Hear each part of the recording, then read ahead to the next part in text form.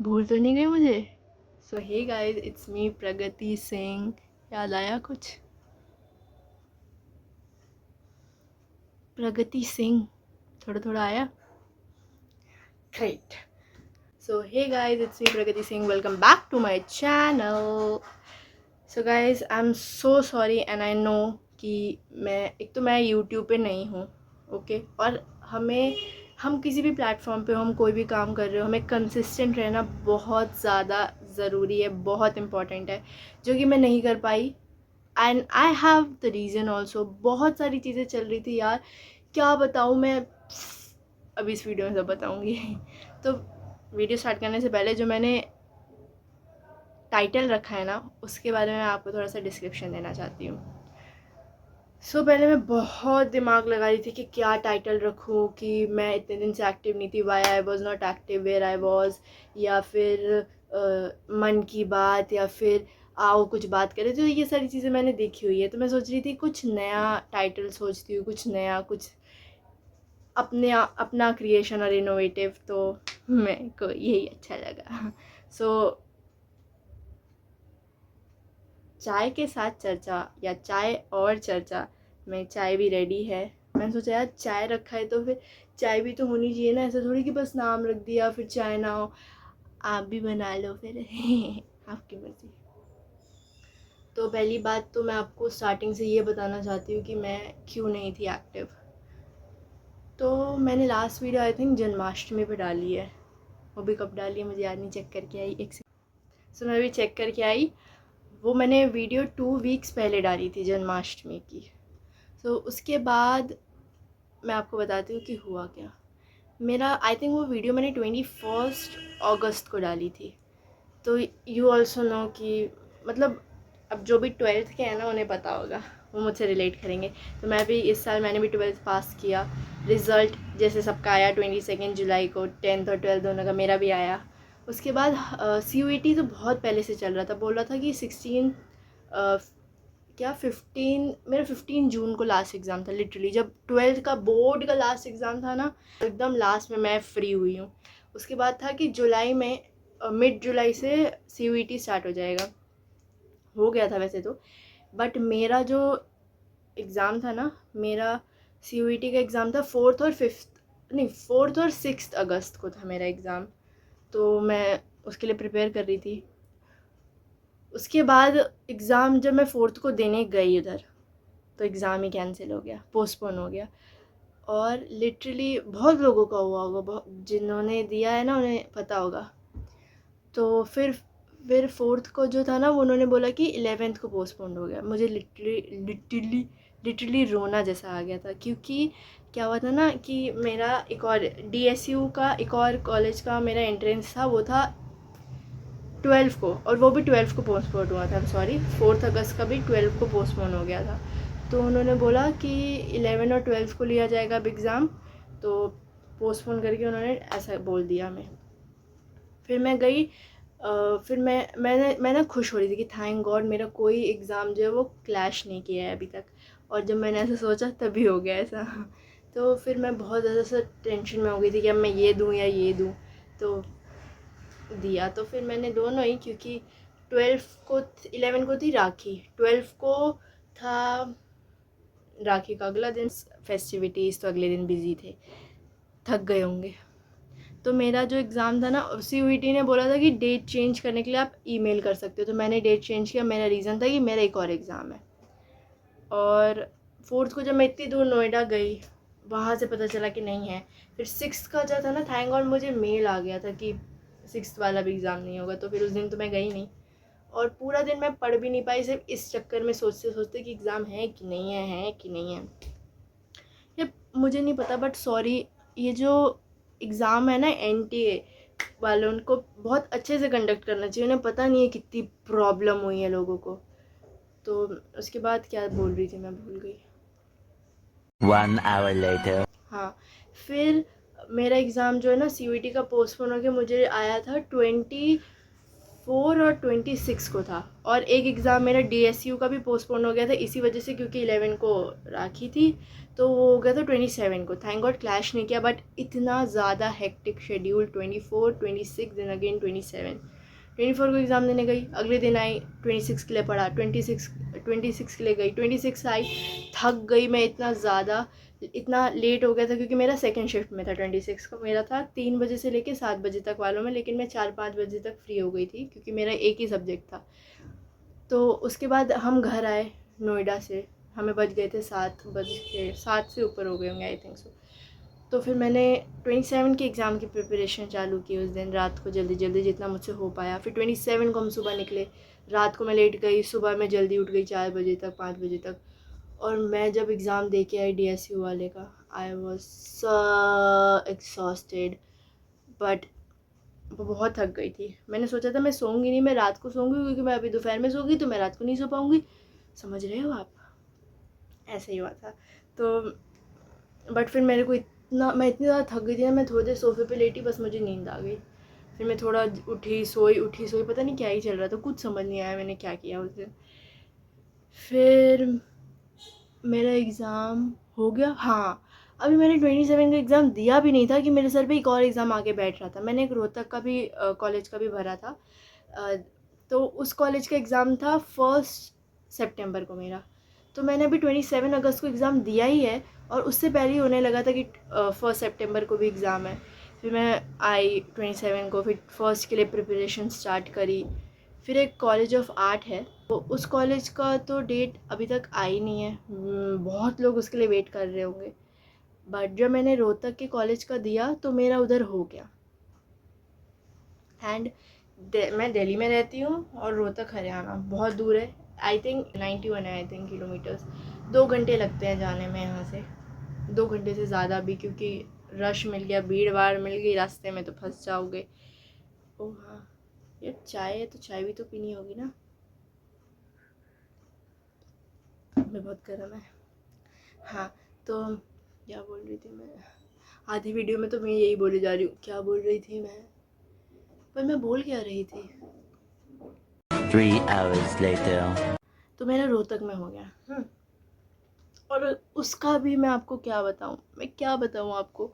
मैंने दिया फर्स्ट को एग्ज़ाम, 4th को उसका रिज़ल्ट आ गया, मेरी आई है 6th रैंक उधर, बहुत ज़्यादा। और 8 तक आपको फ़ीस सबमिट कर देनी है, और अगर आपने 8 तक फ़ीस नहीं सबमिट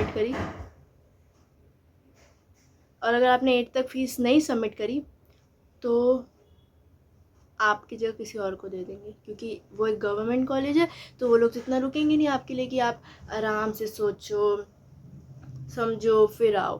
तो उन्होंने बोला जो वेटिंग लिस्ट नीचे आई है, अगर आप नहीं एग्ज़ाम मतलब दोगे फीस तो फिर हम उन्हें ऊपर कर देंगे। हम बहुत सोच रहे थे, बिकॉज हमें हर एस्पेक्ट देखना था। अगर कॉलेज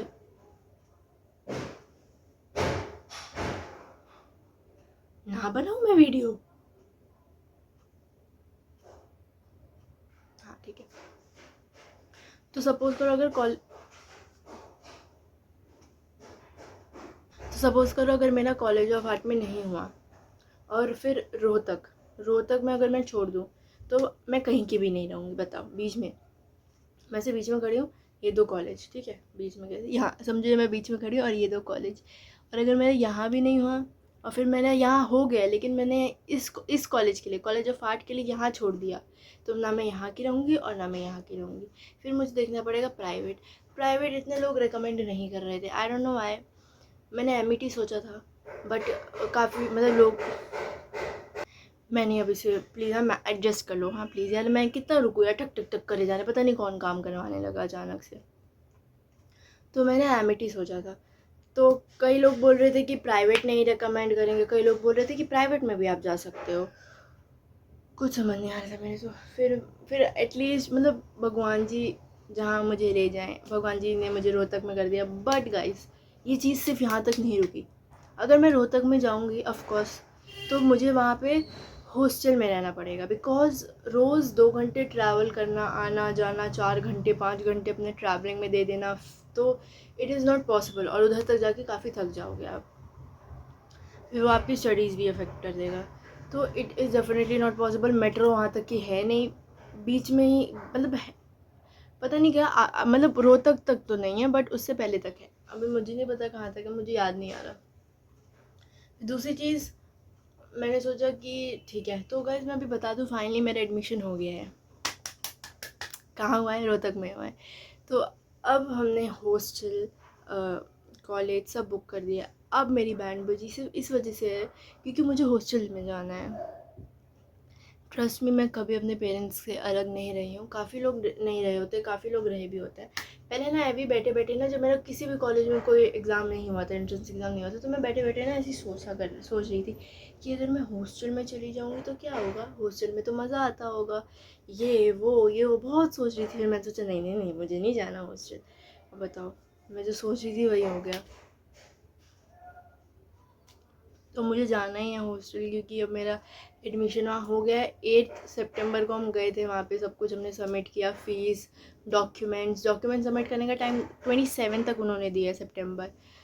पर उन्होंने क्लासेस पता है 12 से स्टार्ट कर दी। मेरे पास इतना सा भी टाइम नहीं है कि मैं अपने आप को मेंटली प्रिपेयर करूँ कि हाँ मुझे जाना है, मुझे अकेले रहना है, मुझे खुद से सब मैनेज करना है, अपना सामान का ध्यान, अपना ध्यान, पढ़ाई का ध्यान। हो माय गॉड। बट मुझे ना थोड़ा डर भी लग रहा है, फिर थोड़े एक्साइटमेंट भी होती है, फिर डर लगने लगता है, फिर रोना भी आता है, फिर मैं रो भी लेती हूँ। नहीं रोती नहीं हूँ, मतलब हाँ थोड़ा बहुत रोती हूँ। मेरा 12 से स्टार्ट है, पता है आपको।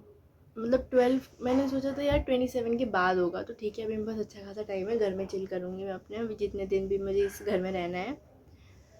बट नहीं, आज है 10 सितंबर, कल मेरे को निकलना है 11 सितंबर को। क्या करूँ?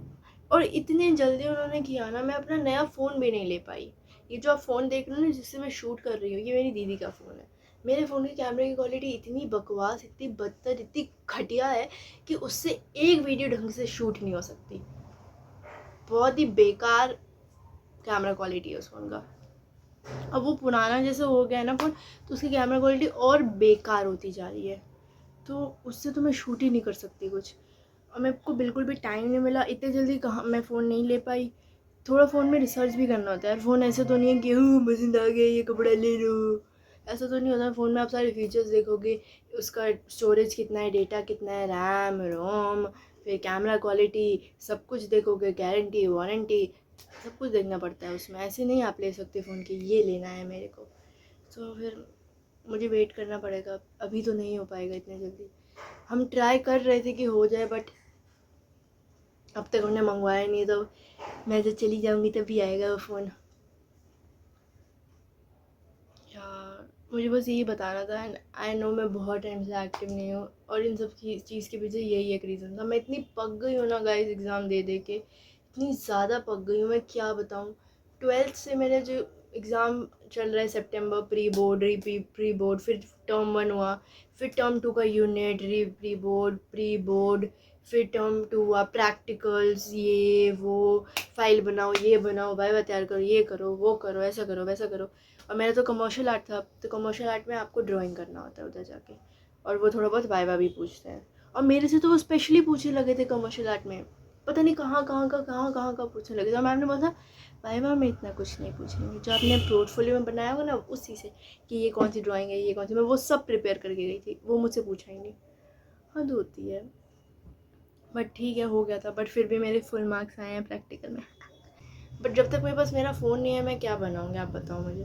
क्योंकि मैं ये तो मेरे पास अब रहेगा नहीं, ये तो इधर रहेगा दीदी के पास, क्योंकि ये दीदी का फ़ोन है। मेरा जो फ़ोन है वो बेकार है, मैं उससे क्या शूट करूँगी, आपको बिल्कुल मज़ा नहीं आएगा। आपको एडजस्ट करना पड़ेगा, थोड़ा एडजस्ट कर लेना, ठीक है। थोड़ा बहुत मैं करूँगी अगर हो पाया तो, बाकी तो फिर आपको थोड़ा सा वेट करना पड़ेगा। और कुछ बताना तो 2 मिनट सोचने दो। 6 hours later. The next day. एक और बात बतानी थी, जो मैंने मेरी फर्स्ट वीडियो पे इतनी बारी बोला है ना कि किसी न किसी रीज़न की वजह से मैं अपना यूट्यूब चैनल नहीं खोल पा रही थी, इतनी बारी मैंने बोल दिया। मैं सोची थी बेवकूफ़ हूँ मैं, एक ही चीज़ को इतनी बारी क्यों रिपीट किया है मैंने। तो वो रीज़न भी यही था, एग्ज़ाम। हर बारी कोई ना कोई एग्ज़ाम आ जा रहा था, जिसकी वजह से मैं नहीं कर पा रही थी। मैंने मतलब मैं 10th 11th से सोचा था कि मैं अपना एक यूट्यूब चैनल स्टार्ट करूँगी, और पापा ने भी बोला था कि करो। पापा ने खुद ही मुझे बोला कि तुम अपना यूट्यूब चैनल स्टार्ट करो। तो मैंने, पर फिर नहीं हो पाएगा, बहुत एग्ज़ाम आ रहे थे, इतने एग्ज़ाम थे। मैं सोचा 12th के बाद मैं करूँगी, लेकिन 12th के बाद 15 जून, उसके बाद CUET आ गया, अब उसके लिए प्रिपेयर करो। पर मैंने सोचा भाड़ में जाए सब कुछ, अब मैं करूँगी तो करूँगी। तो मैंने कर लिया, फिर मुझे थोड़ा अच्छा भी लगा। बाकी बिल्कुल भी एक्टिव नहीं रहने के लिए माफ़ी, and I am very sorry. But अब से मैं पूरा ट्राई करूँगी कि मैं एक्टिव रहूँ। सो गाइस, मेरा बेसिकली मकसद यही था इस वीडियो को शूट करने का, कि मैं आपको सारी चीज़ें बता पाऊँ कि किस रीज़न की वजह से मैं नहीं हूँ एक्टिव, और मैं सारी चीज़ें एक बार आपसे बात कर पाऊँ, क्योंकि ये चीज़ें मेरे दिमाग मतलब बहुत टाइम से चल रही हैं। सारी चीज़ें मैंने कभी नहीं बताई, मैंने कभी शेयर नहीं किया। बीच में एग्ज़ाम आए थे, मैंने सोचा था कि मैं मैनेज कर लूँगी। मैंने जब मेरा CUET का एग्ज़ाम हो गया था ना, उसके बाद भी सोचा था कि मैं अब एक वीडियो शूट करूँगी, क्योंकि ना हमने मॉर्निंग वॉक करना चालू किया था पापा के साथ। मैंने कभी कभी, मेरी दीदी का भी चली आती थी जब उसका मन करता था। तो मैंने सोचा था कि मैं इसका एक व्लॉग बनाऊँगी, ठीक है। पर वो हो नहीं पाया, बिकॉज़ मैंने आपको जैसे बताया कि CUET के बाद मेरे DSU का एग्ज़ाम आ गया, फिर एक रोहतक का कॉलेज था, उसका एग्ज़ाम आ गया, मुझे टाइम ही नहीं मिला। अब जब रोहतक का एग्ज़ाम हो गया, मैं सोचा कि अब मैं किसी दिन करूँगी, तो अब तो मुझे वहाँ जाना पड़ेगा, क्योंकि इतने जल्दी उन्होंने कॉलेज स्टार्ट कर लिया है अपना। तो I don't have any options कि अब मैं कुछ और ऐसा बनाऊँ। बट मेरे से जितना ट्राई हो रहा है, ट्रस्ट मी, मैं अपनी पूरी कोशिश कर रही हूँ। यूट्यूब को, किसी भी चीज़ को, मैं अपने बाल भी नहीं झाड़ रही थी। लिटरली मैं अपने बाल इतने मतलब एकदम अच्छे से, एकदम ऐसे सुंदर सुंदर करके रखती हूँ। बट एग्ज़ाम के टाइम में मैं बिल्कुल भी अपने बालों को भी ध्यान नहीं, बालों का, अपना खुद का कुछ भी ध्यान नहीं रख पा रही थी। बिकॉज सारा टाइम बस मैं सारा टाइम पढ़ती नहीं थी, मतलब मोस्ट ऑफ द टाइम मैं पढ़ती थी। फिर तो थोड़ा बहुत टाइम मिलता था, उसमें थोड़ा बहुत इधर उधर करती थी। बाकी खुद पे मेरा कुछ ध्यान जा ही नहीं पा रहा था। But that is it, bye.